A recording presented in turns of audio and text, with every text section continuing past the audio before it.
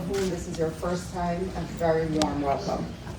At the Ford Foundation, our enduring commitment is to tackle inequality in all its forms and foster human dignity worldwide. We believe in building a more just and equitable future, and that vision deeply resonates with the transformative work you're all undertaking.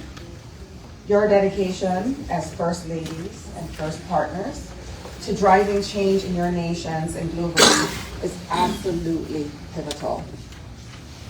The First Ladies Academy, with its focus on critical issues like mental health, gender-based violence, maternal health, food equity, and climate change, directly address the systemic inequalities that impact communities, especially women. You clearly, as we do at Ford, understand that for people to truly thrive and contribute their full potential to societies and provide for their families, their well-being, particularly mental and holistic health, must be prioritized. This is not merely a social issue, it's an economic imperative and fundamental aspect of human rights. As I said, I serve as the Chief People Officer here at Ford, and so drawing on my background in human resources, I've seen firsthand that thriving culture is the bedrock of any successful endeavor. This holds true whether we're talking about an organization, a community, or indeed a nation. When individuals, especially women, feel respected, supported, and safe in their environments, and I mean all forms of safety, including physical and psychological and financial, including their work environments, they are empowered to contribute their full talents, innovate, and lead with confidence. Cultivating respect and ensuring environments where people can truly contribute where people can truly contribute fully are essential for sustained impact. It allows for the kind of robust engagement and resilience needed to tackle the complex challenges we all face. We at Ford are so proud to support this critical work, and we look forward to the profound impact that will emerge from this meeting today. Thank you for having me, and welcome again.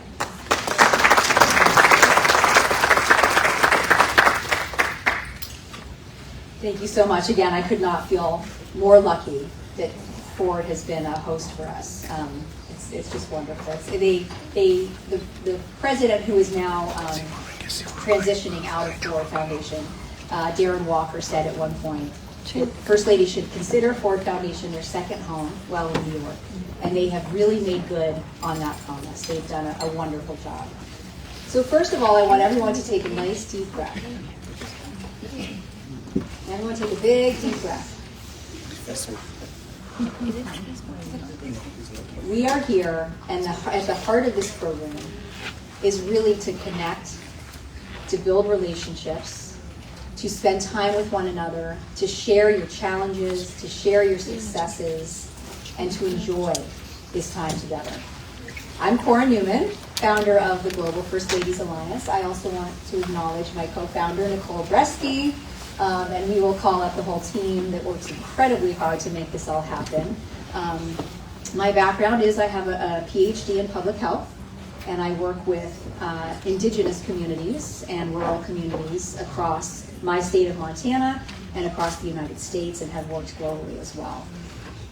I'm also currently serving as a senator in my home state of Montana. I do feel like being a public figure in that way helps me to understand your positions even more. The balance that you need to walk. I'm actually recovering from a cold because the work during the session was 16-hour days, and then you don't get to see your family, and then so I understand more than I ever did before what it's like to be in the public eye. So welcome. Each of you, First Ladies, governors' wives, representatives, carry an extraordinary responsibility. You stand beside heads of state But more importantly, you stand with your people. You are advocates, cultural stewards, health champions, bridge builders. And at a time when our world is facing multiple converging crises, your leadership is truly more vital now than ever. Across the globe, we are witnessing serious backsliding, unfortunately, especially right here in the United States, but around the world, on women's rights and human rights. In just the past year, girls in Afghanistan have been banned from secondary school and university. Reproductive rights have been rolled back in the United States and parts of Eastern Europe. Gender-based violence is surging in conflict zones from Sudan to Ukraine. And civic space is shrinking. I don't know if this is happening in all of your countries, but we're witnessing it in many places. Women leaders and activists are being silenced, harassed, or excluded from decision-making altogether. This makes your role as First Ladies even more important than it was just a few years ago. At the same time, and this is something we're going to dive into during this session, based on your request, the mental health of our youth is in crisis. I don't think there's any country that's not seeing their youth suffer and struggle. Worsened by isolation, climate anxiety, conflict, and the unpredictability and mystery even of what jobs of the future will look like and what the world will look like in the future. And so that's something we're really going to get into. And you are the perfect advocates for that. Food insecurity is growing, driven by climate shocks and war, with women and children most deeply affected. And with the rapid rise in artificial intelligence, which we will also talk about, we face urgent questions about equity, workforce gaps, and how to ensure that women are not left behind. In short, the world is changing fast, and your leadership is needed to help ensure it changes in the right direction. Is my pace okay? Am I going too fast? That's why we created the Global First Ladies Alliance, because we believe that First Ladies and First Partners are uniquely positioned to lead transformative change. And I was honored to meet the First Lady of Armenia just a few weeks ago in Austria. The European First Ladies were gathering in Austria to talk about the platform of the Office of First Ladies. So it's something that's continuing to grow and expand. You work across political divides. You convene across sectors. You speak to the hearts of your nations. And in many African countries, First Ladies are considered the mothers or called the mothers of their countries. You often lead without formal authority, through moral authority, public trust, and relentless advocacy. This academy, as I believe you've shared already, but I want to reinforce it, this entire academy, was co-created with First Ladies for First Ladies. This is your program. Over the last 16 years now, we've worked with over 100 First Ladies. And this curriculum and all that we're going to teach and share here today is based on input of all of those First Ladies and of their senior advisors.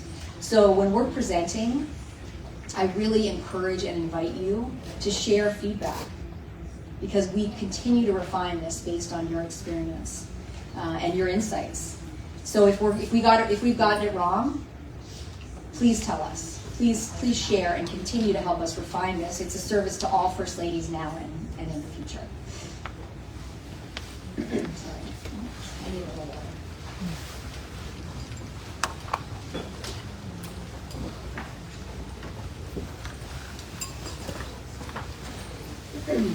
Over the past 16 years, as I said, we've worked with over 100 First Ladies. We've seen an incredible evolution in this time, and I think that this will resonate with all of you. So think about 16 years ago versus now.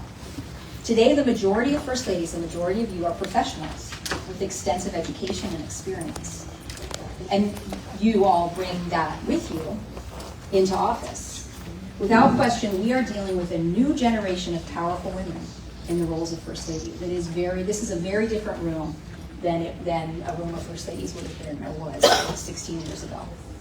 What hasn't changed is the thing we hear time and again from every single First Lady. Nothing truly prepares you for this role. When we have senators and former ministers in this room who have validated that even though you may have been a public figure, the role of First Lady is still strange in some ways and unique and can be difficult to navigate. And because unfortunately, almost no countries have established infrastructure for First Ladies, something that this collective is changing. You've been setting standards together and starting to formalize the office in some of your countries, which is inspiring your neighboring countries and eventually your regions. Most of you have found yourselves needing to forge your own path. Once you enter this position, anything goes. There's also the overarching dynamic, I'm just going to say it, of sexism and bias. One of the reasons this is the Global First Ladies Alliance is because what we witnessed over the years, and it is changing, and you all are a part of that change, is that when it is a first gentleman, the expectations have been. A first gentleman it's optional, oftentimes, if they want to be involved or not. But a first lady must, on day one, show up, be presentable, have a platform, and begin to serve. And so what we have found over the years, although first gentlemen are invited, and this year it is the Global First Partners Academy, what we have found is that women, because of the dynamics that still exist in most of our cultures, really do need not only extra support, but they need each other. First ladies are expected to drop their work to fulfill the role. If they do, they have to cut it back really significantly. And 99% of the time, the role of the First Lady is unpaid, and even without a pension or Social Security, this is something that has come up, and I would love for us to discuss that this year. Don't get me wrong, the dynamics are changing because you all are changing the norms and demanding better. But our program exists to help speed up the progress to a time when the office of the first spouse or first partner, and we do hope that there are more and more first gentlemen, has infrastructure, clear expectations, support, and respect needed to allow First Ladies to hit the ground running. This week we'll dig into the issues you've told us and you asked us to focus on and have told us matter most. We're going to be focused on maternal health, food security, and climate. We'll look at how these crises overlap, as they always do, and how you can lead integrated, future-focused solutions. On mental health, we'll explore how to build care systems through schools, national policies, and community efforts. In our session on polarization, which I'm very excited about, you've been asking for this for years, and we haven't done this deep of a dive yet. We'll talk about how to lead with empathy and build social cohesion in divided societies. And we certainly have one here, and I know many countries have a lot of division, and it has been growing in many regions recently. On women's health and AI, we'll explore how technology can expand access and outcomes, and how you can help shape its responsible use.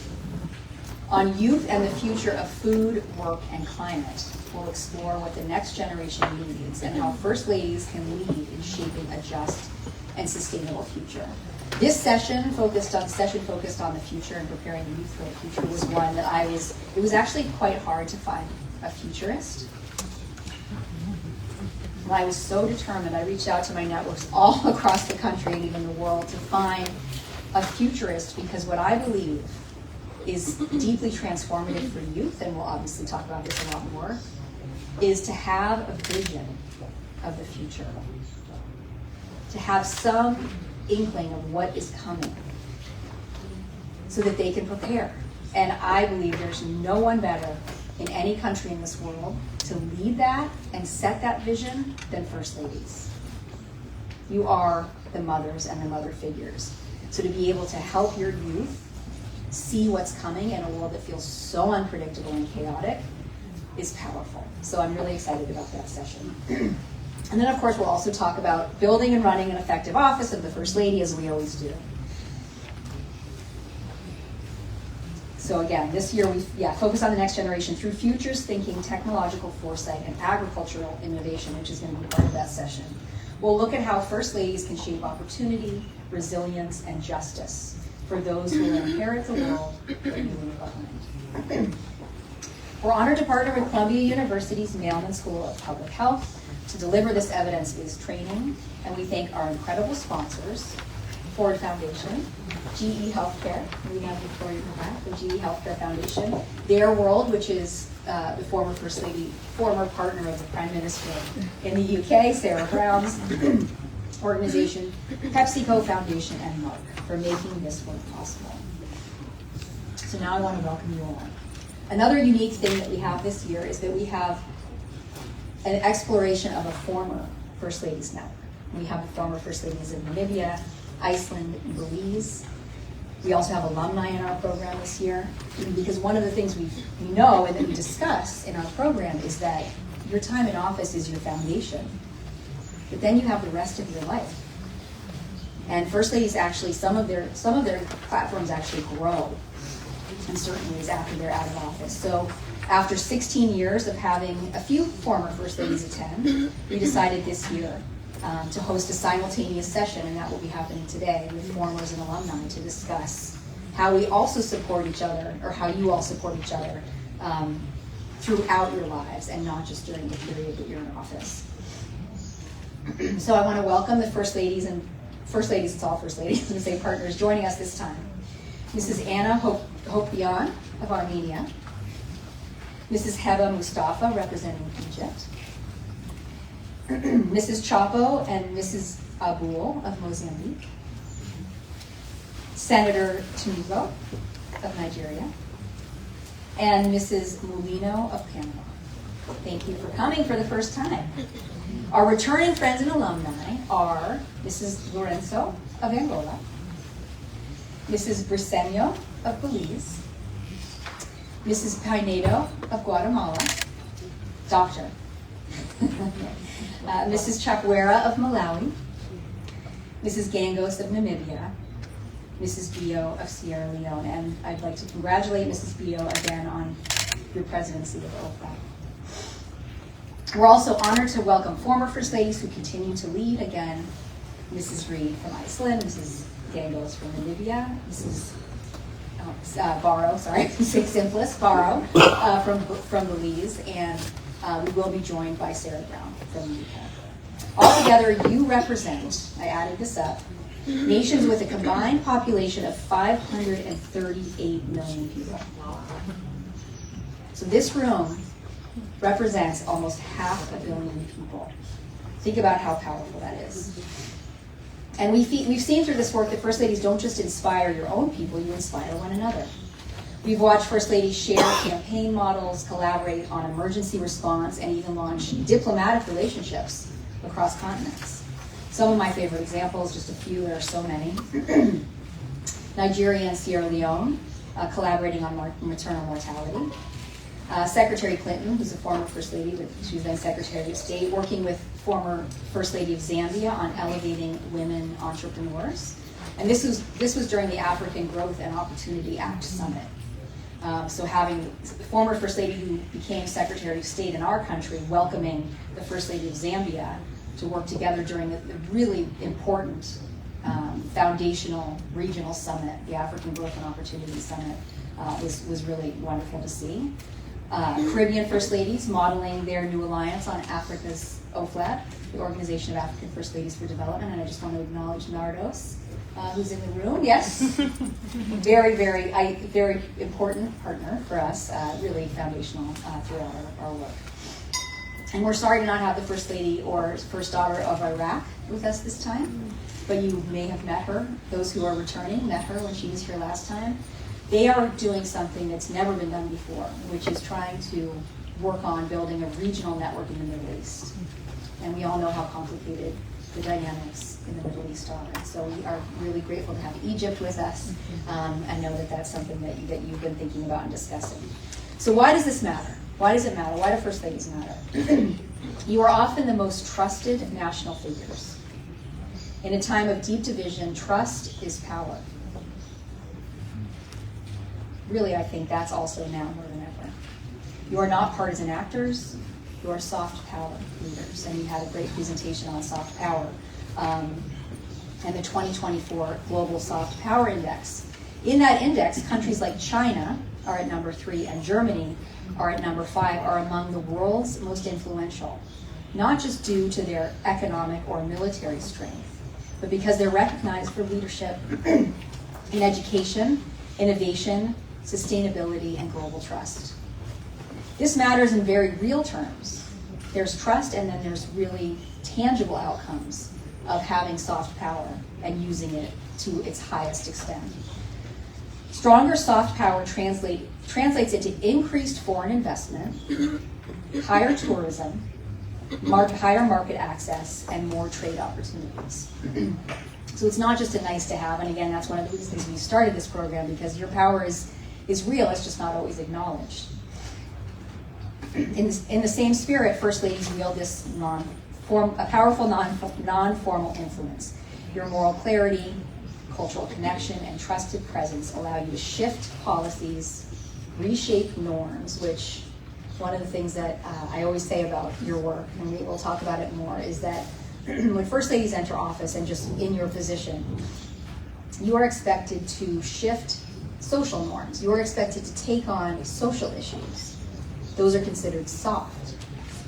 But anyone who has ever worked in development knows it is the hardest. There is a reason the men don't do it. There's a reason it's pushed off to women.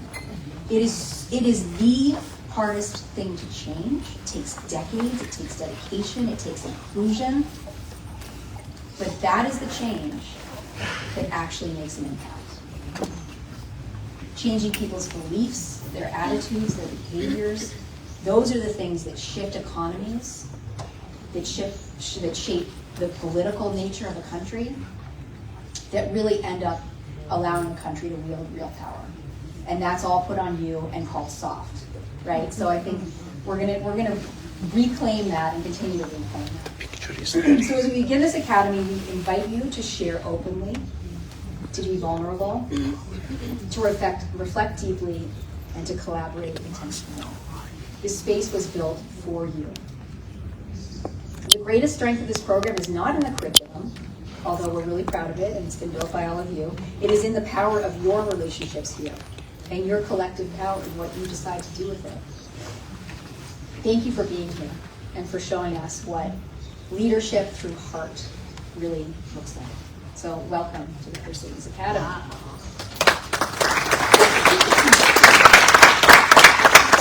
You in alphabetical order, by country. That is something that we've done from the beginning to help shift and kind of sometimes mix up the typical really stiff protocol procedures. We try to create space for you to really talk openly and vulnerably, and there will be the round table that is, just the First Ladies, and we'll have opportunities for you just to meet each other.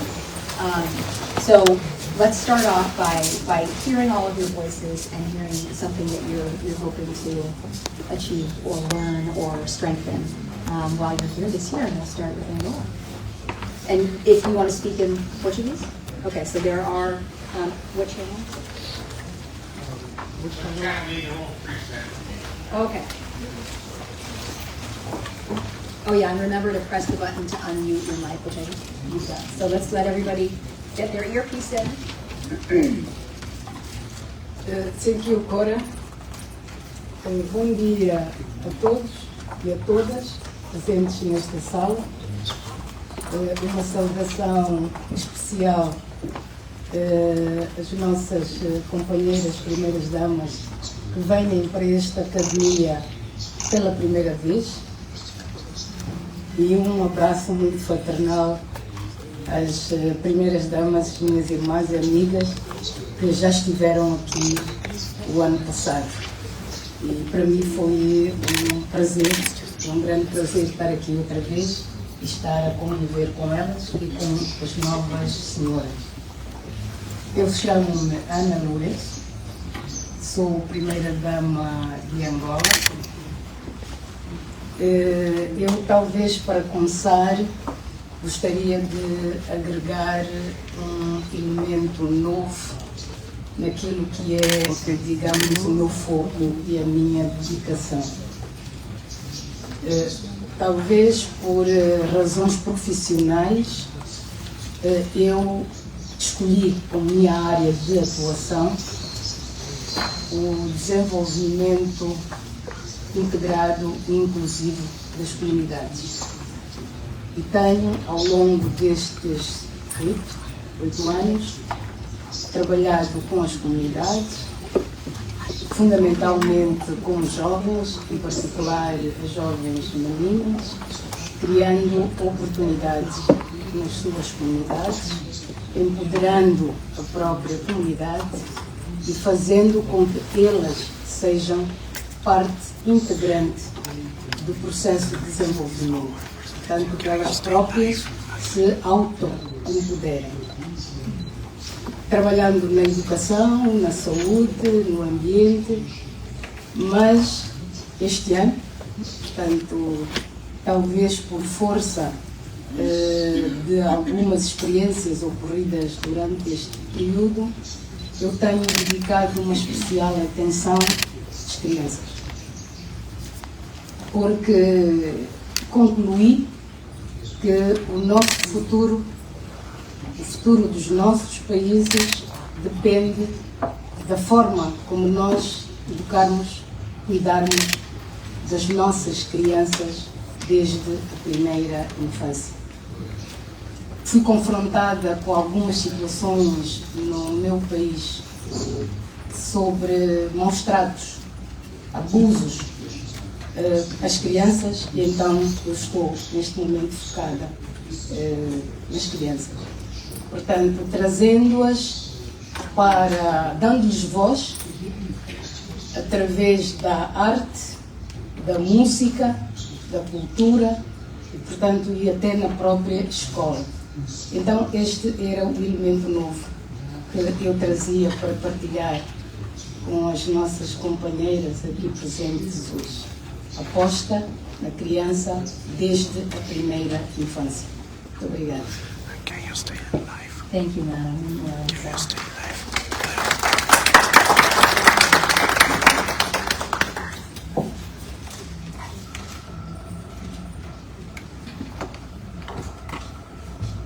Hello everyone, I'm Anna Kopan from Armenia, wife of Prime Minister of Armenia, and I'm really excited to be here. This is my first year, as you know already, and I'm looking forward for the whole program. During last year I launched a movement in my country. It is called Learning is Trendy. It means that now, I don't know for how long, I am and I will be focused on education. But as a First Lady, I decided to be a role model, not just to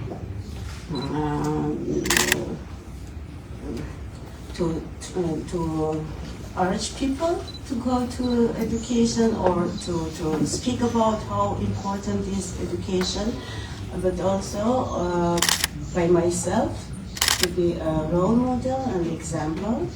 And that's why I'm really looking forward to learn here during these 3 days, to learn from my colleagues, from First Ladies, from their experiences that they will share with all of us, to learn from the professionals that we will be happy to hear.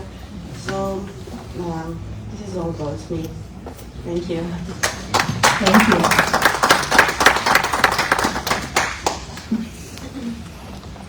Good morning. My name is 𝐭𝐡𝐞. I am the wife of the former Prime Minister of Belize. I've known Cora for probably the 16 years that the Global First Ladies Academy has been in existence. I have to congratulate you and your team on the pivot that you've made in changing the Global First Lady to Global First Partners Academy. It's an important one as we sit here today and listening to your delivery. It really sends a powerful message. And as we want more inclusion, and as you rightly state that much is expected of us as females, while our male counterparts, if they don't want to show up, they simply don't. and no one holds them accountable. I'm here because I really want to continue my contribution to the growth of the Global First Partners Academy. I think that the work that you do and has been doing for all these years have certainly been significant. At least it helped me during my time in office to focus on the current issues, and when I needed to pivot, I did. And so my contribution will basically be to listen, to learn, to share where I can, and to help wherever I can with the growth of the Academy. Thank you.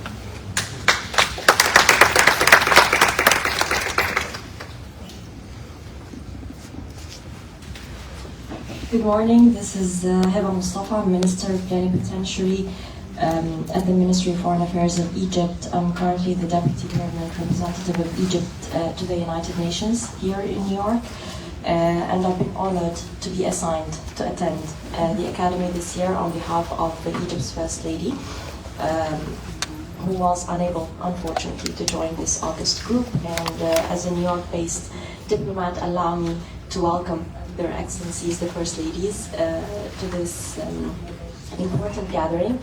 And I don't know if it's mere chance or destiny, but I've always worked on issues that relate to social norms, to women, advancement of women, children, and how these impact societies. And I believe, yes, these are hardcore issues, although they look as if they are soft core, but they are not. The women in Egypt are considered, not only in public statements but also in policies, to be the backbone of society. They are the carriers of values in an intergenerational manner. They are a source of resilience to the community and to the whole society in face of challenges and crises, including economic as well as other types of crises, and they have been a cornerstone in weathering many storms that we are facing in our region, as you rightly mentioned at the beginning. And they held the society and the country together and played a very important role in that aspect. So I would be reflecting the official and the soft part of the discussion, being trained on those issues also, and being aware of how the dynamics are in my country. And I hope to learn and to send back what I learned back to Egypt, and also to be a source of maybe some information, not necessarily evidence-based, as you mentioned. I'm not a scientist on social issues, but at least I hope I will be able to bring some positive contribution to this August gathering. Thank you. Thank you very much. Good morning, everyone. My name is Roxana Briceño. I am the spouse of the Prime Minister of Belize. I really learned a lot last year, and I actually was pretty excited about returning. Especially because I'm very much aware of the global issues that are surrounding us, and whether it's issues that we think are not related to us, in the long run they do affect us. And a small country in the Caribbean, Central America, because we're a little bit displaced, right, to figure out, but we get the best of both worlds. So I really enjoy the camaraderie, the sharing, the networking, and also it helps us go back to be more effective in our roles. And presently, what we're doing in Belize, we're talking about menopause, something that's very taboo. Women do not want to talk about it. They suffer in silence. we might be freezing right now, and in another while we'll be sweating. And trust me, I'll notice. We know who we are. We feel that heat coming up all of a sudden, and we're like, gee, we're dying here, and everybody's freezing. So we're talking about that right now. It's one of the programs, among others, that we have rolled out this year, and it has become very, very informative, because we realize that women many times don't know how to access services that we have in place, or they're not aware that they don't realize that they don't have to suffer. You know, that there is help out there, and we're rolling out this program throughout the country. We started in the most southern part of our country, and we're going up. We're going to cover the entire country in a couple of months. So I'm excited about that program. I'm here to share whatever I can and learn as well. Thank you. Thank you very much.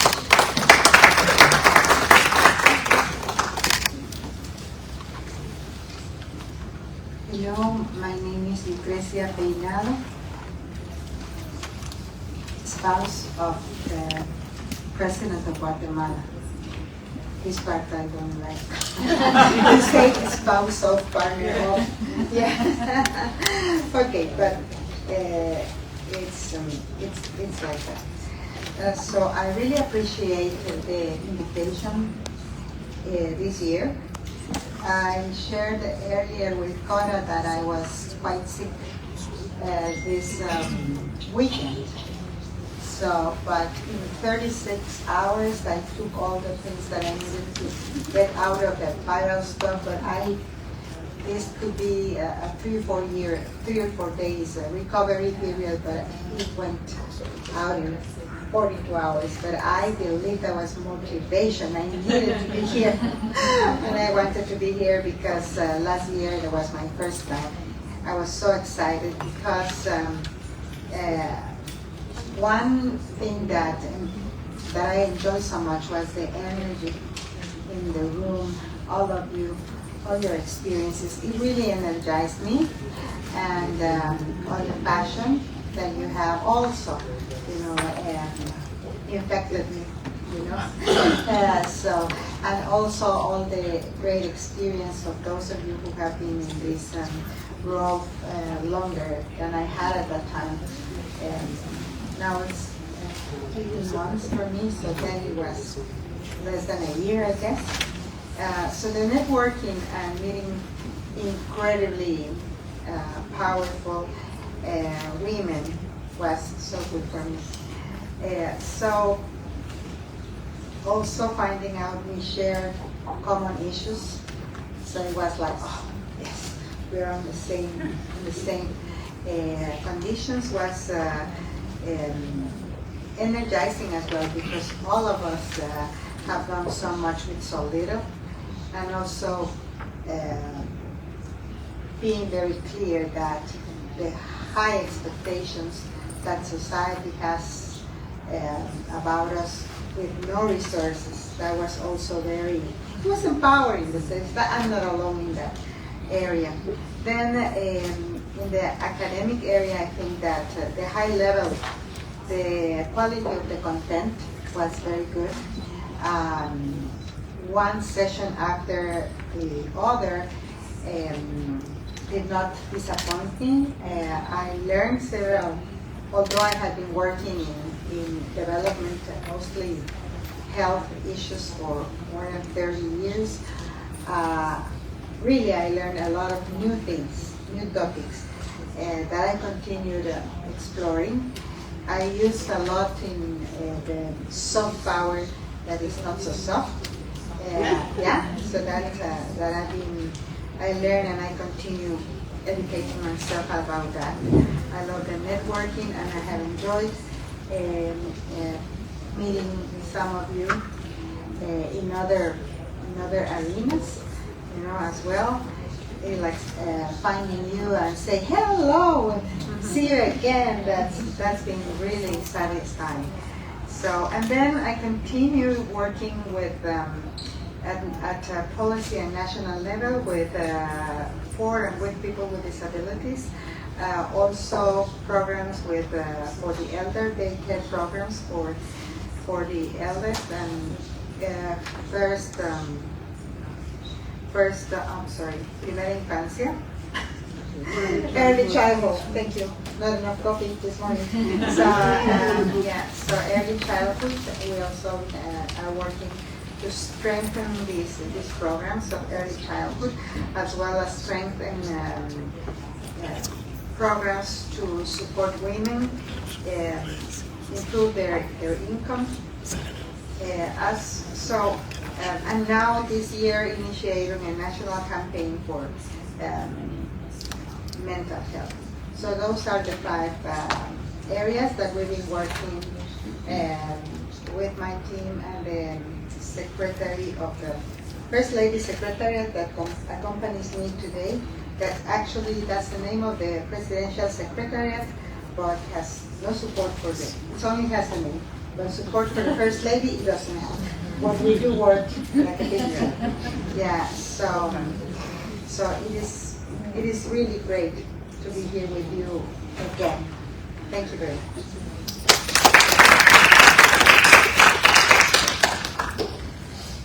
Good morning, everyone. What a pleasure it is to be here with you this morning. My name is Eliza Reid. Just call me Eliza because I come from Iceland, where we're all on a first name basis.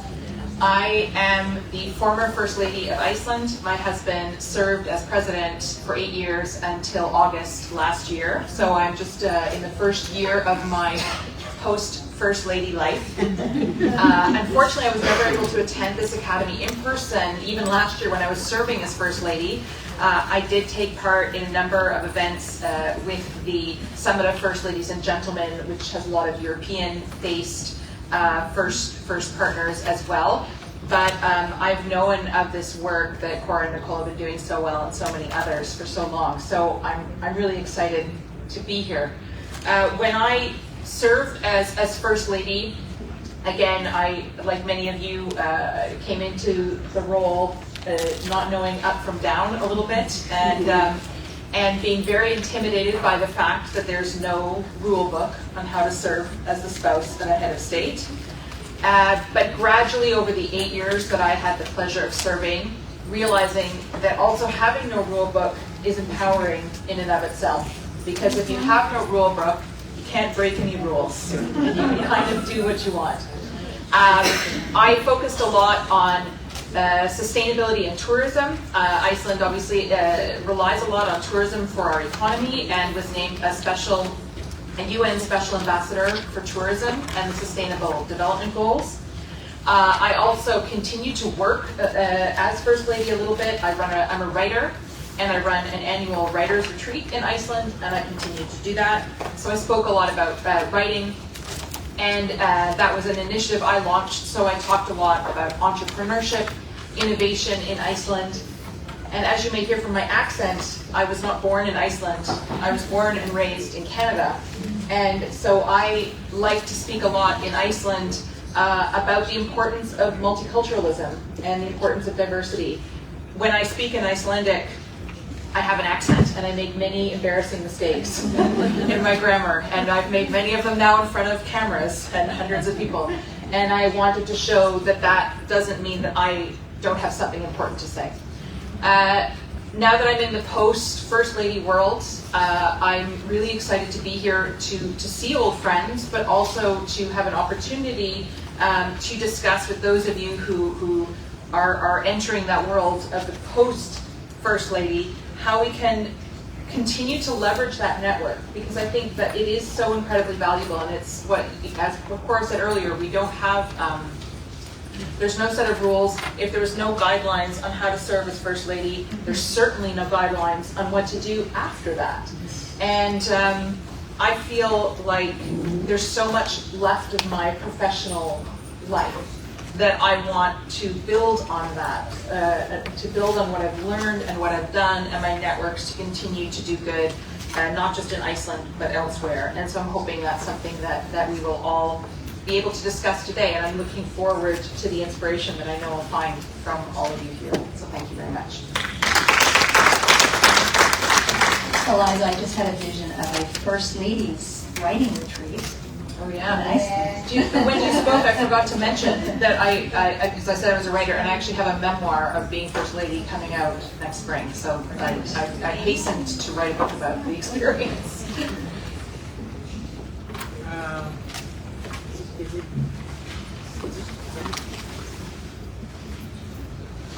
Yeah. Good morning. Yeah.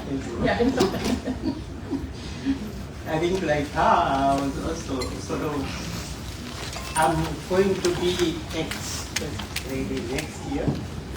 Not next year, this year maybe. Maybe we'll win again, we have elections in September. So whatever happens, I'm encouraged, I can still have next year. Yeah. So like everybody has been sharing, I also just want to share that when you come in, you're like green, green, green. You don't even know where to start from. But for the past 4 years, I've also been encouraged by the other first ladies as we have made, you know, whatever you do is really helping us to think outside the box. What can I do? So like I come from Malawi, which is a very small country, very poor and all that. So I went into education because there are some bright girls that they go to secondary school, but secondary school they have difficulties and people can help them. So I started out by fishing out all those that were almost dropping out of school. And I think we've done really well. Some of those girls now are in medical school. So I'm like really very proud that we have achieved that so far. So I'm into girls education. At first I said just girls, but then there were some boys that also were interested. So we boys as well. And I wasn't doing much else except that because I would say like that's what my life was. I was also almost dropping out of school at home too. Save the Children saved me. So I'm educated. So I thought I would do that for boys and girls in Malawi. And our population is the young generation. I think they say 80% are under 55. So it's the young generation, and that is very important. So that's what I've been involved in. But I'm a woman, so I had to do women empowerment as well. I think we were doing well. And now, after COVID and stuff, mental health is a big problem. So we will be going into mental health now. Whether I win or not, I will continue with it. You know, as First Lady, I don't know if it's a law or what. You have to have an organization that you can work through. So I started an organization that we are working through. It's logistically okay so that you can account for funding or whatever groups in the country. So I started an organization. I have to go on even after. So if you see me coming back next year and we didn't win because of that fellowship that we have, we call it encouragement that we get to here and we go back home and we need more and we get better after we win something. So I also went into women empowerment, and I think we are also doing that, and we will be going now into mental health because of all this that happened. We are having a big problem in that area. And actually, because of the problem that we had, my daughter decided to major in mental health. So I will have somebody who can do that. Yeah, she's here at university doing mental health, so that will help me. So, background, I'm an accountant, and if you know accountants, we don't do programs. We just see where is the money going and all that. But I've learned a lot the past 5 years that I've attended this. I've also been helped a lot, and my brain sort of like opened wider than just figures. So I think we're doing well. Yeah, thank you very much. And Mrs. Shakura, there's an example of someone who's about to transition, potentially. I hope you win. I hope you win. We may not. We have a chance of another 5 years, but So- you never know what happens. That directions, yeah. Yeah, and so this session being focused on the legacy and the former, you'll have a lot of guidance. Yeah.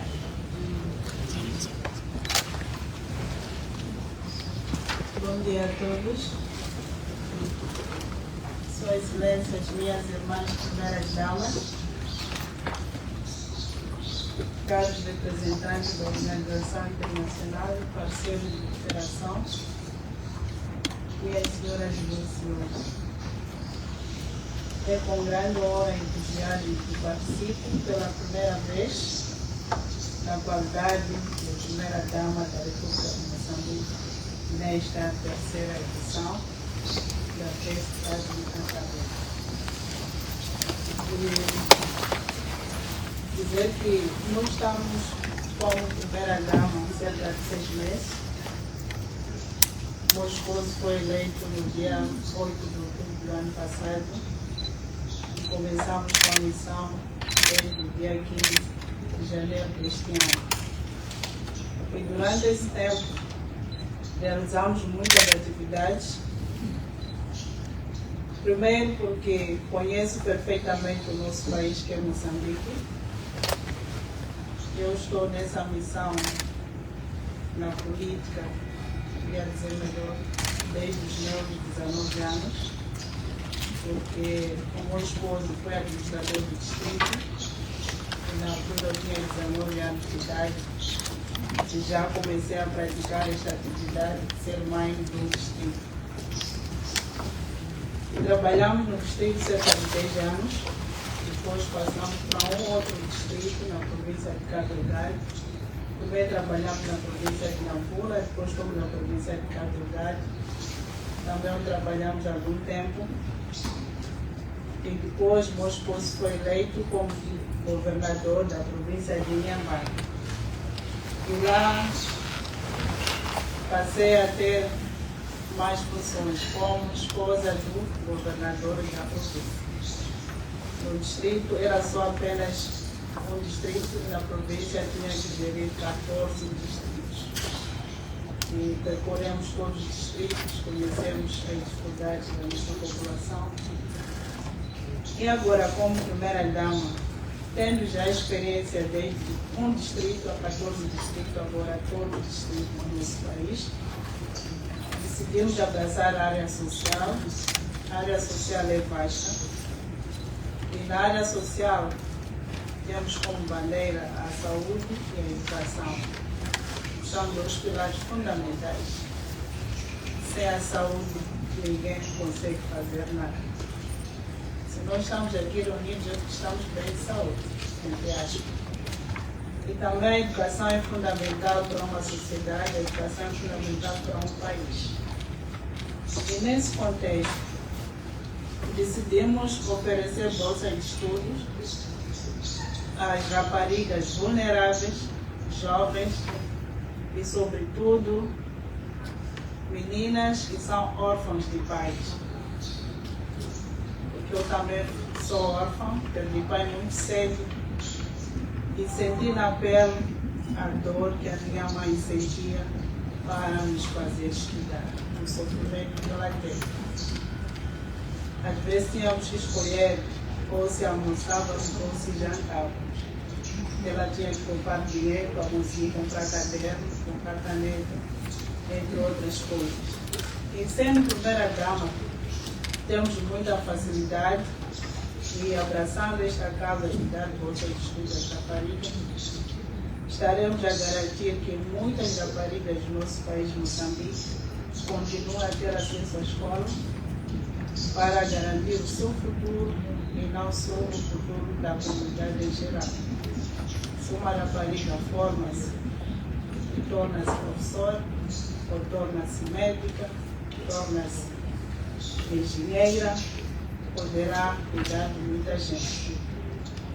E as bolsas de estudo não são apenas para as pessoas vulneráveis, também começamos a dar bolsas de estudo para o pessoal médico e enfermeiro, porque temos poucos especialistas no nosso país. E dando bolsa para fazer a especialidade, estaremos a curar a nossa saúde dentro do nosso país. Também estamos a fornecer kits de autoemprego aos jovens, raparigas, para poderem começar um negócio e não ser dependente. Não só ficar à espera de casarem para ter poder de compra. O melhor marido do mundo é a sua profissão e é o seu emprego. É por isso que decidimos. Porque o emprego nunca vai te bater, nunca vai te insultar, mas o marido sim, não é verdade? E também estamos a apoiar as pessoas com deficiência, dando material de compensação, são cadeiras de rodas, magatianas, boletas, ovos. Também estamos a dar as máquinas de braille para poder aprender a escrever. Também estamos a apoiar e visitamos igualmente as mulheres que estão presas.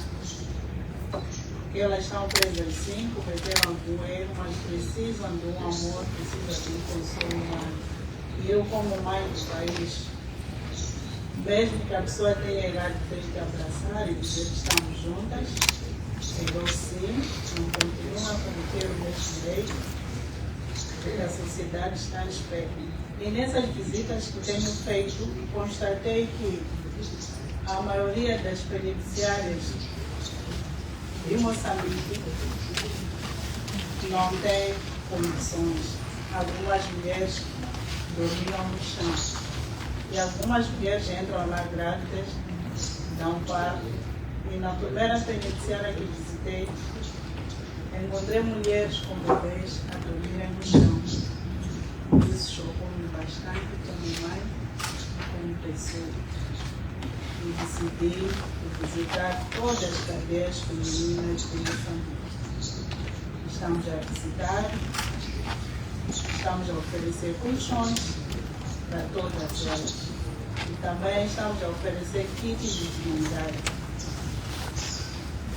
Além disso, também estamos a construir casas. É muita coisa em pouco tempo, mas graças a Deus estamos a conseguir. Estamos a construir casas para crianças que são chefes de famílias, que perderam seus pais. Também estamos a construir casas para idosos que não têm condições, idosos que estão a viver em casas precárias, que não têm paredes, apenas tem algum pauzinho e a outra parte da parede é só plástico. Estamos a construir um pouco por todo o país. Lançamos recentemente a campanha nacional para a angariação de fundos para a construção de um centro de saúde do tipo 2 na província de Sofala, concretamente no distrito de Bus, na localidade de Bucha. E graças a Deus também conseguimos ter algum apoio para iniciar com esta obra. Iniciamos a obra, fizemos o lançamento da primeira pedra há 2 semanas atrás.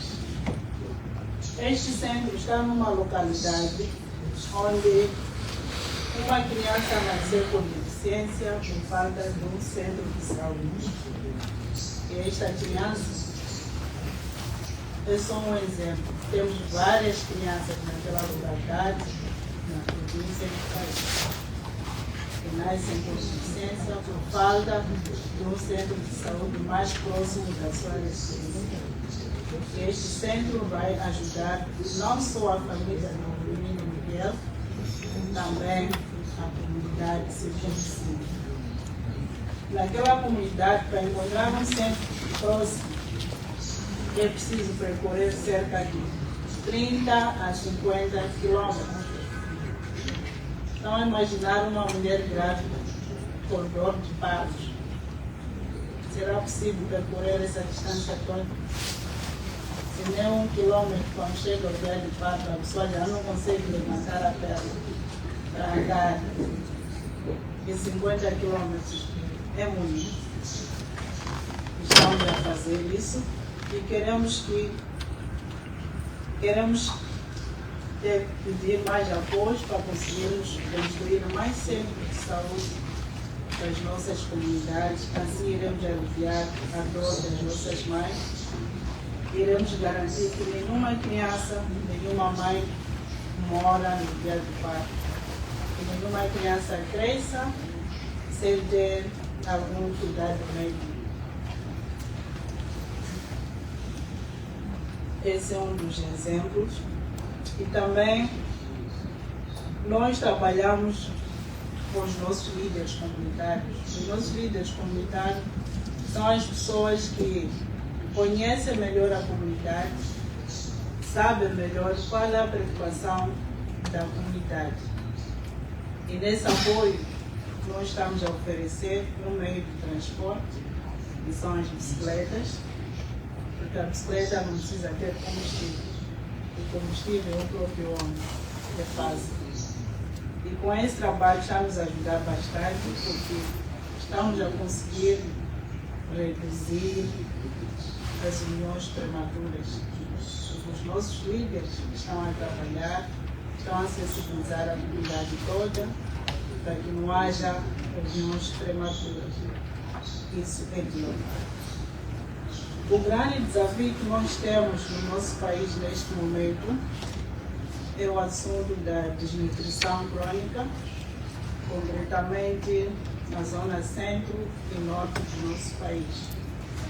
Muitas crianças estão desnutridas por falta de boa alimentação. E para melhorar isso, nós decidimos oferecer lanches escolares em todas as escolas primárias. É um projeto que já fizemos. O que nos falta é patrocínio para iniciarmos. E como é que iríamos fazer isso?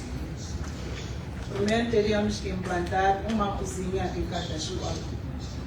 E as mulheres da comunidade local iriam confeccionar os alimentos e fornecer à escola. Ao mesmo tempo, estaremos a resolver 3 problemas. O primeiro que é nutrição nas crianças. Segundo, a retenção das crianças nas escolas. E terceiro, estaremos a empoderar a mulher. Temos muita coisa que estamos a fazer, eu não me alongar e gastar tempo das outras. Queria dar espaço à esposa do governador, a Patrícia que me acompanha, só para acrescentar um bocado, porque ela foi ministra da Saúde e entende muito bem essa matéria. Esperamos aqui acolher muita experiência das outras primeiras damas que já estiveram cá desde muito e de todos. Muito obrigada. Meu nome é 𝐍𝐞𝐰𝐾, primeira dama da República de Moçambique.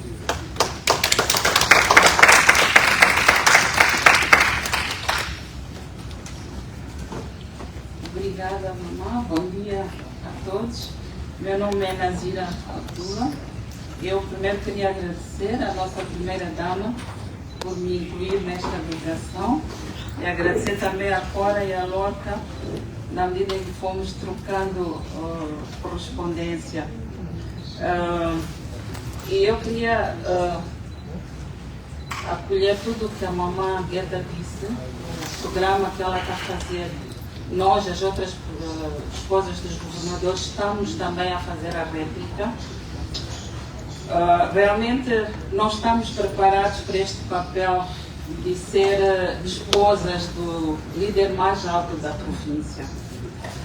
Eu queria agradecer à nossa primeira-dama, porque quando ela tomou a decisão de levar uma esposa para acompanhá-la nas visitas, eu disse, não, eu sou nova, nós somos 8 cônjuges.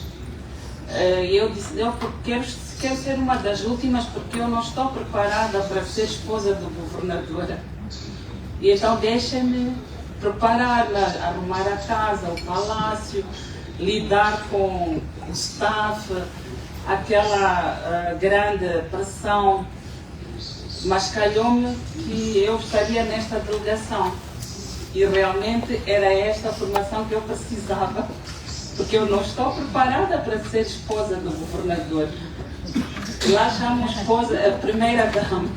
Então, nesta formação, pelo programa que eu fui lendo e aprofundando, eu acredito que vou sair com muitos conhecimentos das que já participaram e das novas, aquilo que estão a passar, mas também dizer que estou a aprender muito com a nossa primeira-dama, porque como ela disse, eu nunca estive no âmbito político, então os primeiros 6 meses aprendi muito com ela e estou a implementar aquilo que ela também está a fazer.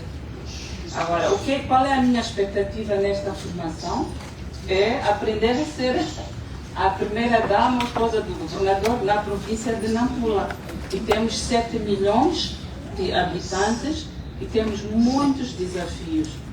Nós vamos trabalhar com o programa estratégico da nossa primeira-dama, mas a província de Nampula em si tem muitos desafios. Somos 7 milhões de habitantes. Somos propensos a muitas mudanças climáticas e, como a mamãe dizia também, a mamãe Gueta, temos a questão da desnutrição, temos a questão na área da educação. Então, a minha expectativa, a minha esperança é que haja justiça para todos, para as crianças, para as mulheres, para os jovens, que tenham uma vida digna, e que tenham mais acesso ao mais básico para viver uma vida digna. E como a mamãe dizia, temos que abranger a todos. Nunca ninguém pensou incluir, pelo menos durante o trabalho que estamos a fazer no país, esta componente das mulheres que estão encarceradas. É pela primeira vez. Então, nós, como nas províncias, teremos que fazer a réplica. E estamos aqui mesmo para aprender. Mas, para finalizar, eu só queria transmitir, há uns tempos atrás estive em Memphis, eu sou de uma fundação, associação dos pais e amigos da criança com cancro, e tivemos um programa em Memphis, e lá fizemos um trabalho em grupo, e perguntaram se cada um de vocês tivesse um superpoder, o que é que gostariam de mudar no mundo e como é que fariam? Todos foram falando e eu só disse, olha, eu gostaria de ter acesso a todo o dinheiro que é gasto para as guerras no mundo e aplicar nas nossas áreas sociais. E aí teríamos um mundo melhor. E muito obrigada.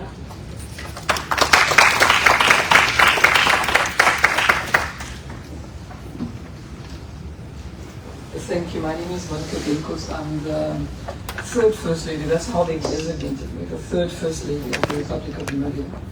And I was in the Middle East and introduced as the third First Lady. And then one of the women came to me and she said, so how many wives does your husband have? Former First Lady of Namibia. It's an incredible pleasure to be here, Cora. I'm not going to speak too long because I will be speaking on the stage. But when I looked at the profiles of all the First Ladies who are here, it really speaks to the incredible capacity. But it also speaks against the stereotypes of First Ladies, of people who don't know anything, who don't do anything. The opposite is true. And I'm here to really share the story of the day after, what happens the day after. And I can really already conclude by telling you that I have taken all of my staff, increased them probably by 6 times, bigger budget, and more work in terms of programming. And I'd like to share some of the lessons that I've learned in how to get that right. But I just want to tell you something. It's normally used for presidents, but the assumption is that your predecessor, the person who comes after you, is an idiot, or before you is an idiot, and your successor is a traitor. So in someone's eyes, you're an idiot, and in future you'll be a traitor to somebody. And just to share some insights around that as well. Thank you.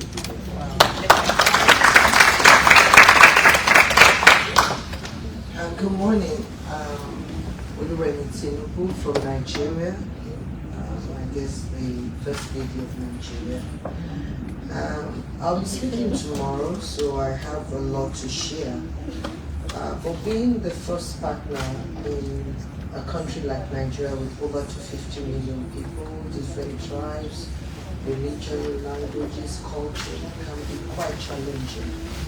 And traveling through most of the states in Nigeria with the challenges we're facing when it comes to insurgency, terrorism, and a lot of things really put you in a very tight position, especially when you have this title without entitlement. It's quite tough to really do something. But for me, I find that quite challenging, in the sense that I try to become quite innovative despite the challenges, and it gave me the flexibility to be myself. So I don't have to answer to anyone, despite I have to answer to all. And answer to all in the sense that what you do matters. Matters in the sense that it will either complement your husband, or at the same time you become a body. So you have to be really careful. And one of the things that have really helped me is to lead with my heart. And I've done that most of the time, and maybe because of age and all that, and maturity over the time, I can really sense, and all the places I've served, I'll be talking about that tomorrow, and it has given me quite a little bit of experience. But the challenge there is always financial. In a country like that, how do you now come up? But you know, whatever it is, it has its blessing, especially when people trust you and see the work you do and help keep coming. And I love that, because I remember the first time I made a donation towards tuberculosis. There are a lot of things I didn't know that still exist, especially health-wise with HIV/AIDS. I know when we were younger, HIV/AIDS was all over. I didn't know about HIV/AIDS again until I got into offline, and I learned that we have to do programs to, advocacy programs on HIV/AIDS. And there's a program I also got in Zimbabwe during ICASA. So I learned about HIV/AIDS, syphilis, and hepatitis. And what is so interesting, any of these meetings in Africa when they're talking about the prevalence in sub-Saharan Africa, they look at Nigeria. And why? Because of our population. It's like we have the highest body, tuberculosis, all the ones. So one of the things that I did was, whatever I have, I invested into that. Because I remember donating a large sum for the prevention of tuberculosis, and also on HIV/AIDS, syphilis, and hepatitis, and also maternal health. And it's quite interesting, and also cervical cancer. So many things that keep coming up. And I look at other areas like wives of fallen heroes, because they say my husband is the commander-in-chief. So I believe that I have to look into the military, and those are areas that you try to give as little as you can financially to help other people. It might not mean much to you, it might mean a world to another person. So that's what don't be afraid to give your little. It could be a lifesaver. And then we look at people with disabilities, so they are there. So what do you now do? So being a first partner is like you just come with all the problems in your country, and it's like deal with them. So you just have to deal with it and be courageous about it. I'm so glad to be here and listen to all the women and to learn, because you can never stop learning. And I think you stop learning when you're down. So being an educator and a lifelong teacher, I've always known to always learn. There's always something to learn, even from the little girls. I see just the way she's looking. You learn something. So I'm really glad to be here, and thank you so much, Senator Cora, for the opportunity.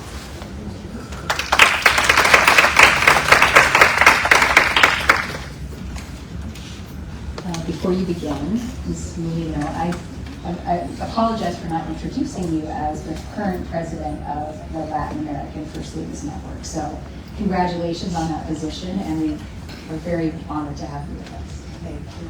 Thank you very much. Really, I don't know. It's better for me to talk in English or in Spanish because my English is not good. Okay. I understand Portuguese right now, so maybe I can talk in Spanish and maybe you understand. I am not going to talk too much also because I have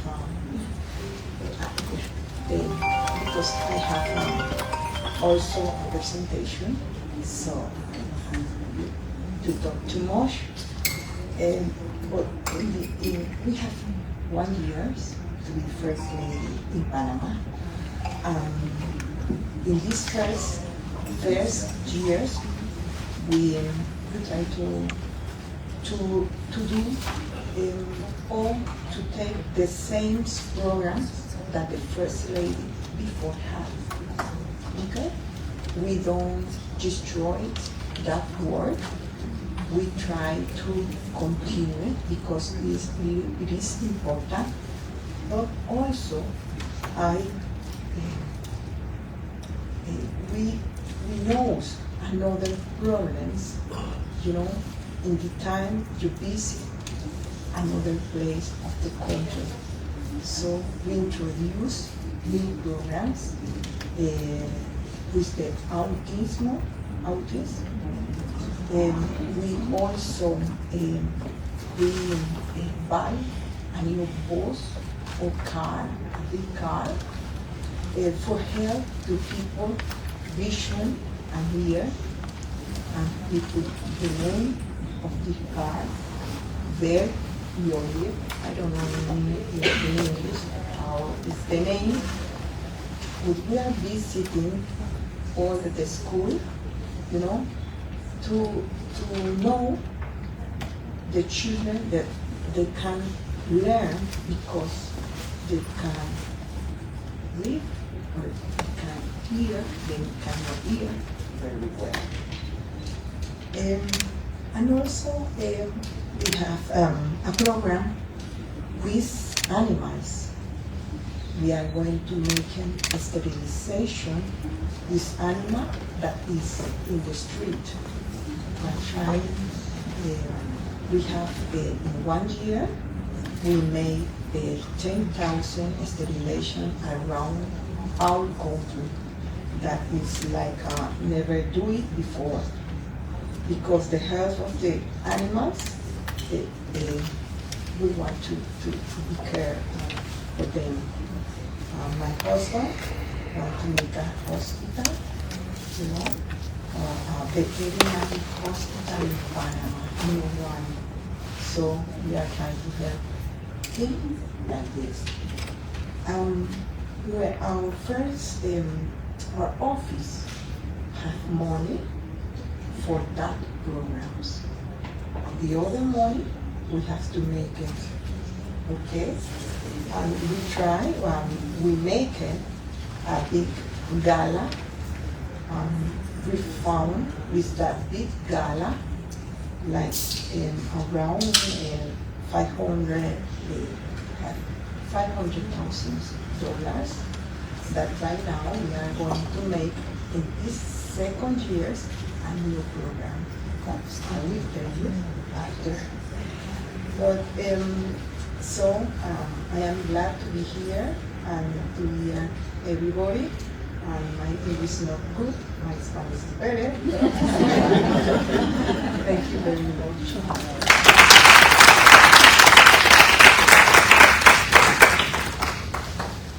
Thank you very much. Good morning, my dear sisters, first ladies of the world. My name is Fatima Maribio. I am the First Lady of the Republic of Sierra Leone, and I'm currently the President of African First Ladies for Development. This is a narrative that is so difficult to answer when you talk about what is the expectation of us ladies and what is it that we need to do to be able to navigate our new position. Before becoming First Lady of Sierra Leone, I was an actress.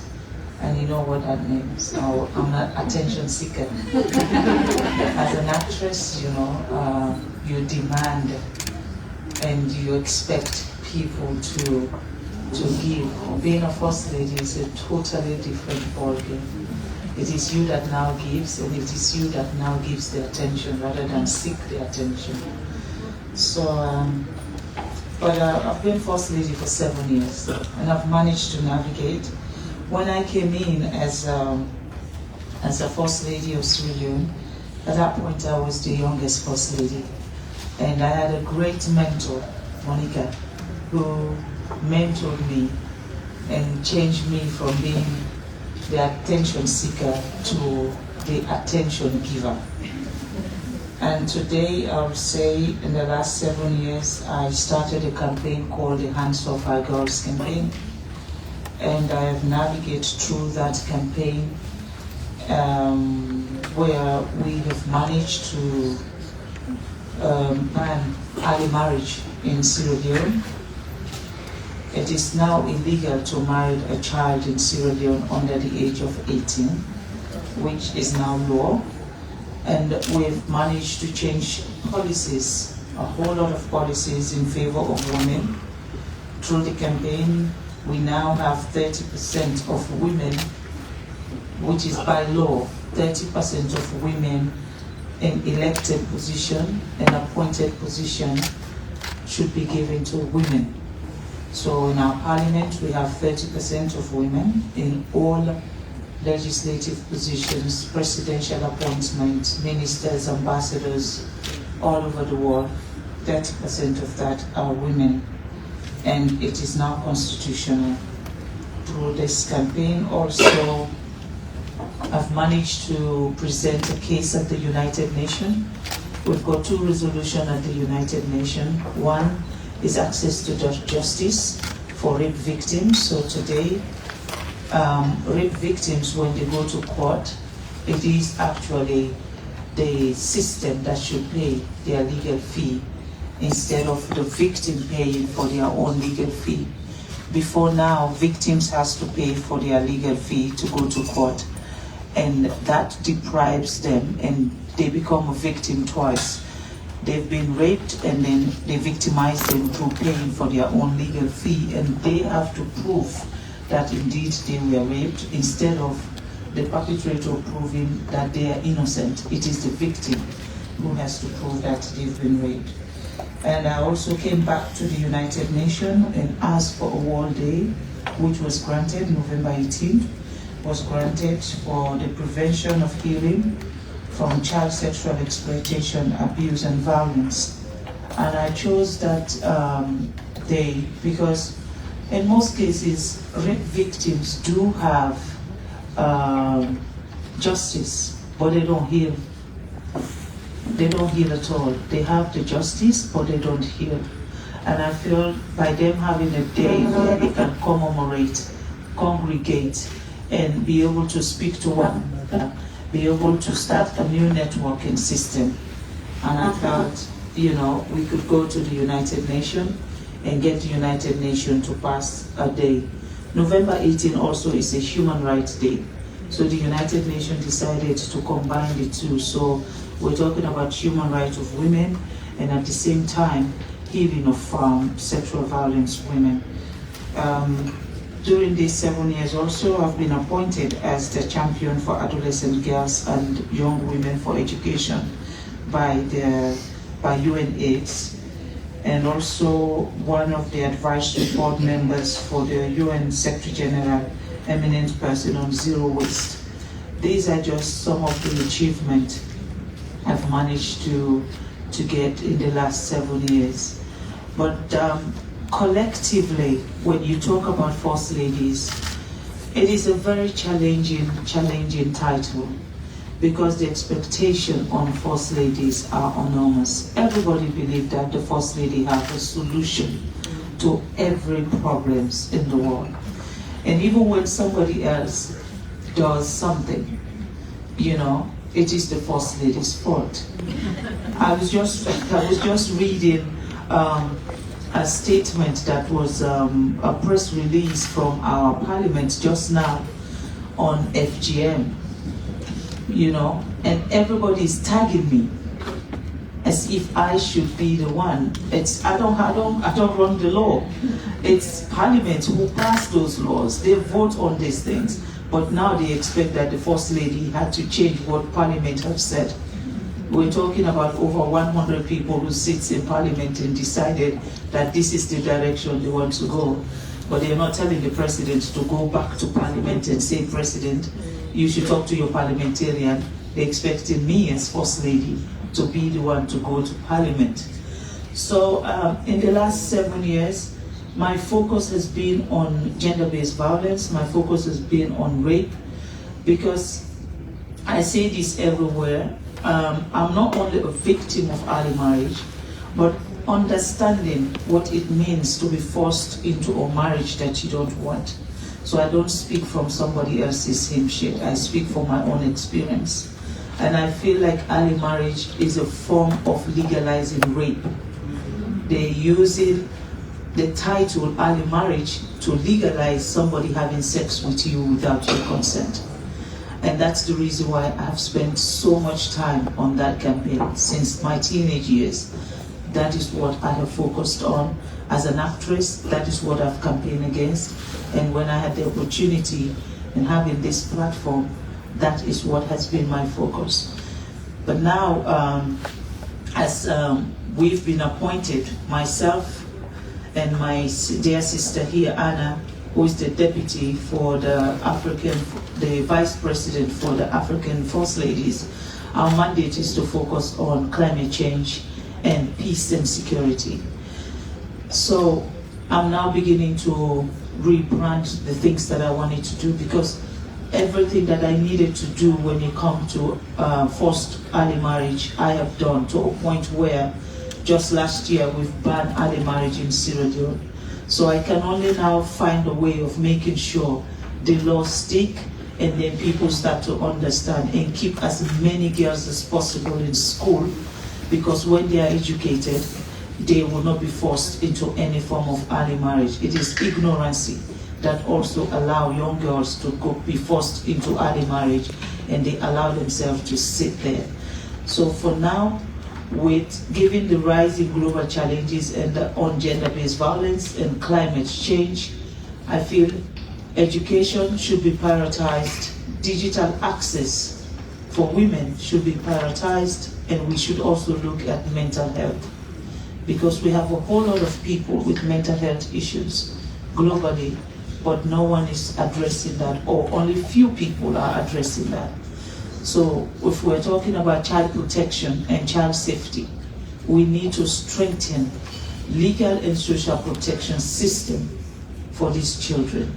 And the reason why, children face abuse silently, we have children that are being trafficked and they are exploited globally. It is not just one continent. That is a global problem right now. And I feel like we need to look at children's safety and their protection. We also need to look at early childhood development. We need to promote access to quality learning, nutrition, and health care. Because the child's first 5 years of life, that is when you can help that child to survive. Because that is just, especially for Africa, that is just one step of survival before they even begin to live. And I think that's something we should begin to look at in our continent. Of course, education. There is no way any continent or country will thrive and succeed if they don't have an educated population. Education should not be prioritized for only men.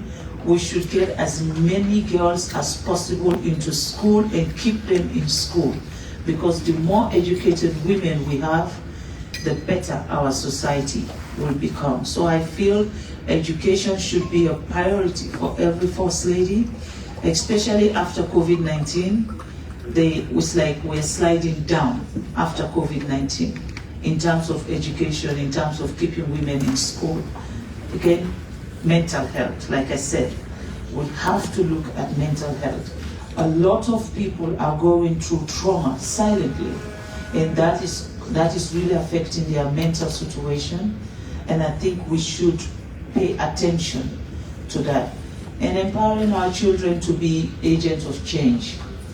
Most children can be a fantastic child if they have the opportunity to thrive at a very early age. And we need to be able to identify some of these and make them role models in their communities so that they'll be able to be the game changer that we're looking for. Digitalization. The world is moving so fast, and not too many women know how to use technology. We have to try and get women into digitalization. We have to get the youths in understanding that the world that we live today, you can only navigate through this world if you know how to use technology, because technology is not going backward anymore. We're going forward in terms of technology. So how do we access technology for women and our young youths? Climate resilience and green empowerment. Every day, disaster happening around the world globally. Every day, there is a catastrophe. And when we have this problem, it is more of the women and children who suffers. So I think we should look at climate resilience, and we should look at green empowerment for women and children. I mean, my most fantastic topic for the last 7 years has been menstruation. Menstruation has been one of the greatest taboo in Africa or globally. Nobody wants to talk about menstruation, but yet still we see our menstruation. And I've campaigned on that platform. I introduced free sanitary pad for girls going to school, and today we have more girls in school, more girls in universities. We have more girls, even though, yes, with the introduction of sanitary pad, we then have a president who believes in women empowerment that introduced free quality education. So if a girl have free quality education, they have no reason to not be in school. Most girls were missing out of school 84 days a year because of menstruation. Now with free sanitary pads, they are in school. They have no reason not to be in school. And we now have, the girls are leading in all public examination. We have more girls in universities. We have more girls doing STEM subjects in our country. And I think menstrual hygiene is something that we need to talk about. We need to let our girls know it is not a crime to see your menstruation. And when you do see your menstruation, you should even be proud that you are on your menstruation, because that's telling you are not pregnant. So we have to talk to our girls. Even where you mess your clothes in front of men, tell them when you want to go to toilet, you don't ask my permission. So if I want to see my menstruation, I do not need your permission. That has been my campaign, and that is a campaign that I want to continue to do. And I think First Ladies can also amplify that in terms of making sure the rights of women seeing their menstruation and reproductive rights are, they need to be aware. When we advocate, when First Lady speaks, these young women, they listen. And I hope we can also take this and make it one of our umbrellas and champion them. Of course, the healing and the mental health support, I've said, too many people. My husband would say in Africa, you don't know somebody has mental health until they remove their clothes and start running in the street. That's when we now said they have a mental health. So I'm hoping that we can start to look at depression and things that actually lead to mental health, rather than wait until the person has their situation. Finally, for me, we are gathered here as cross-continental First Ladies. We are from a different continent. And the sisterhood that we build in a program like this should not only be us meeting here, but then we should be able to communicate from to one another. We should be able to support one another. It doesn't mean because you are in South America or you are in the Caribbean, I cannot come and support you when you are doing something, or you cannot come and support me when I am doing something. So I'm looking forward to more collaboration. I mean, beyond just First Ladies of Africa, but more collaboration within the Southern America and the Caribbean First Ladies. Finally, myself and Anna, our mandate is peace and conflict resolution. We all know where there is war, it is women that suffers. They use sex as weapon of war today, and we need to talk about it. Silence is telling people that we accept it. We need to use our platforms, we need to use our voices to let the world know it is not the women who creates the war, and the women should not be the one who pays for the war. So that is what I will bring to the floor and ask that First Lady, as we have our many challenges, as we have our many campaigns, we should also look at peace and security for our women and children globally. Thank you very much.